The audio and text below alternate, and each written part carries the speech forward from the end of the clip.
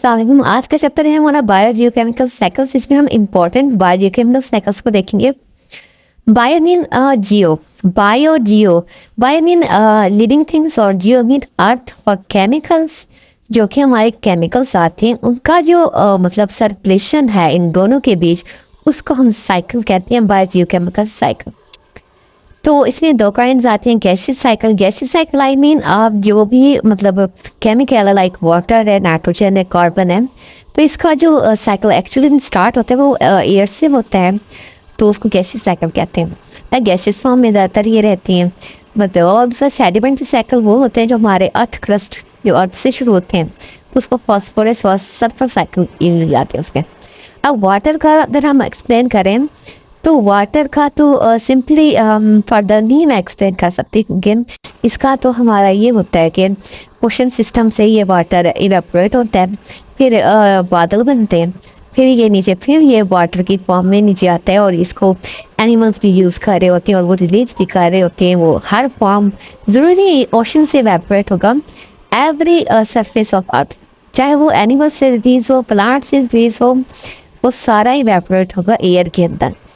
तो इस तरह उसका साइकिल चलता है वाटर का। अब हम नाइट्रोजन का देखेंगे। नाइट्रोजन का कार्बन साइकिल को हम देखेंगे।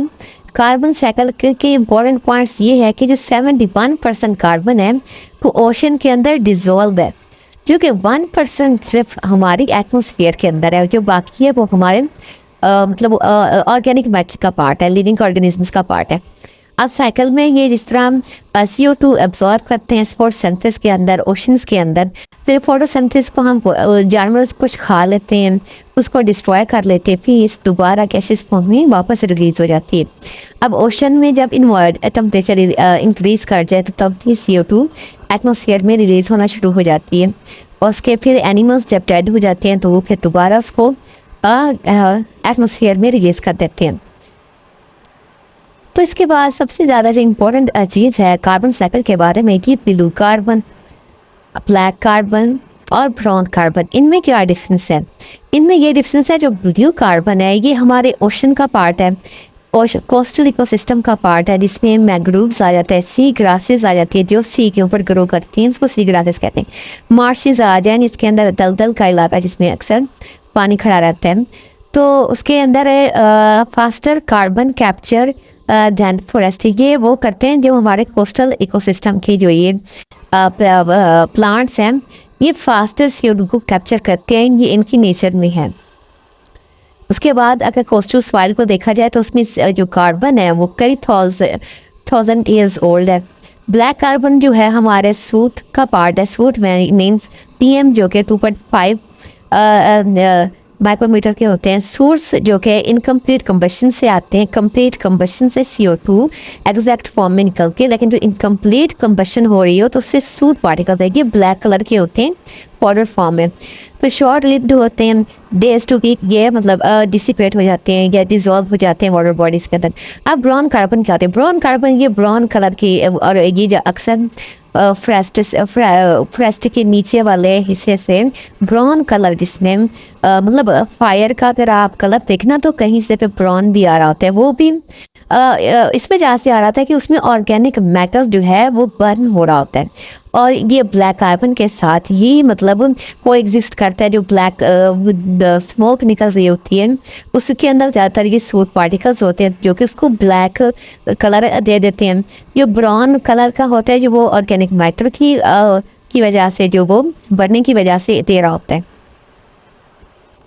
नाइट्रोजन साइकिल वही है, प्लांट्स उसको मतलब ये फिक्स करते हैं, फिर ये दोबारा एटमॉस्फेयर में चली जाती है। इसका भी जनरली तौर पर अक्सर बात हमने पढ़ा होता है, और ये 3 कंपाउंड है जिसके ये जो नाइट्रोजन गैस है इन कंपाउंड्स के दरमियान ट्रांसफॉर्म होती रहती है, और इसके कई सोर्सेज भी हैं इसको रेगुलेट रिलीज करने के। अब ये वही प्रोसेस है जिसमें अमोनिफिकेशन का प्रोसेस नाइट्रोजन फिक्सेशन में आ रहा होता है। एसिमिलेशन का ये मतलब है एक्यूमुलेट करना नाइट्रोजन को, तो वो नाइट्रिफिकेशन का प्रोसेस आता है जिसमें वो नाइट्रीफाइंग बैक्टीरिया आते हैं, और उसके बाद डीनाइट्रिफिकेशन है, इसमें नाइट्रोजन को रिलीज करके जाते हैं। असेमिलेशन का मतलब है जो प्लांट्स के अंदर वो इकट्ठी हो गई है, चाहे वो अमाइनो एसिड का पार्ट होती है प्रोटीन में जो आता है। देन उसके बाद हमारा सल्फर साइकिल है। सल्फर भी हमारा मतलब अमाइनो एसिड का पार्ट है। आपने सल्फर का अपने कई काइंड्स का अमाइनो एसिड्स देखी होंगी, उसमें सल्फर भी उसमें अटैच होता है। माइक्रोबियल ट्रांसफॉर्मेशन में भी सल्फेट आता है। इसका हम साइकिल अगर देखें तो ये हमारा ज़्यादातर अर्थ क्रस्ट से आता है। ये जो वोल्केनिक इरप्शन, ये वोल्केनिक एरप्शन अभी भी हो रही है, जिसके अंदर से लावा निकलता है। लावा निकलने से पहले ये धुआं निकलता है और ये उसके अंदर CO2 गैस होती है, जो कि अंदर सल्फर है, जो कि ऑक्सीजन के साथ जब रिएक्ट करता है तो SO2 बन जाता है। सल्फेट की फॉर्म में ये फिर ये रेन वाटर के तहत वेट डेपोजिशन करता है। जब वो टेरेस्ट्रियल इन्वायरमेंट में आ जाए तो सॉलिड डेपोजिशन कहते हैं इसको। तो ये इसको प्लांट्स यूज़ कर लेते हैं, फिर इसको फिर जब डिग्रेड करते हैं तो ये दोबारा SO2 की फॉर्म में रिलीज हो जाता है। पासपोर्ट साइकिल भी सेम ही है, क्योंकि इसके ये इंपॉर्टेंट पार्ट्स हैं। बायोलॉजिकल मेम्ब्रेन्स का पार्ट है, न्यूक्लिक एसिड का पार्ट है, जिसकी वजह से ये एनिमल्स और अर्थ के दरमियान सर्कुलेट करता है, जिसकी वजह से इसको बायोलॉजिकल साइकिल कहते हैं। ये वही इंपॉर्टेंट पार्ट्स हैं जिसको जो इसकी सर्कुलेशन का काज है। और इसका अगर हम देखें, अर्थ क्रस्ट से ये रिलीज होता है।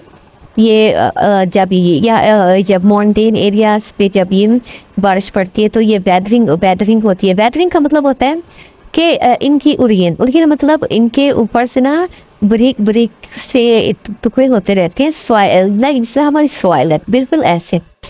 और इसी से ही तो हमारी सॉइल बनती है, यही हमारी सॉइल का पार्ट है। जो भी ये मिट्टी की तरह निकलती रहती है चीज़ें, उसको हम वेदरिंग ऑफ रॉक्स कहते हैं। और ये डिपॉजिट हो जाती है, रन ऑफ हो जाता है। रन ऑफ मीन रिलीज कर देता है वाटर की फॉर्म में। ये बह आती है रिवर सिस्टम के अंदर, कोई भी वाटर बॉडी के अंदर, तो उसको हम रन ऑफ कहते हैं। फिर यहाँ पे एनिमल्स अपटेक कर लेते हैं, फिर उसको डिकम्पोज करते हैं, डिजॉल्व करते हैं। लीचिंग प्रोसेस माइक्रोबियल ट्रांसफॉर्मेशन से आता है। तो ये प्लांट अपटेक को पुश कर लेते हैं, फिर कंजप्शन होती है इसका, फिर ये दोबारा मतलब कर ये ऑक्सीजन की फॉर्म में, फिर ये दोबारा अर्थ क्रस्ट की फॉर्म में जब ये हमारे प्लांट्स को डंप हो जाते हैं, यानी बस डंप हो जाते हैं नीचे सॉइल के अंदर, तो ये दोबारा अर्थ क्रस्ट में चली जाती है।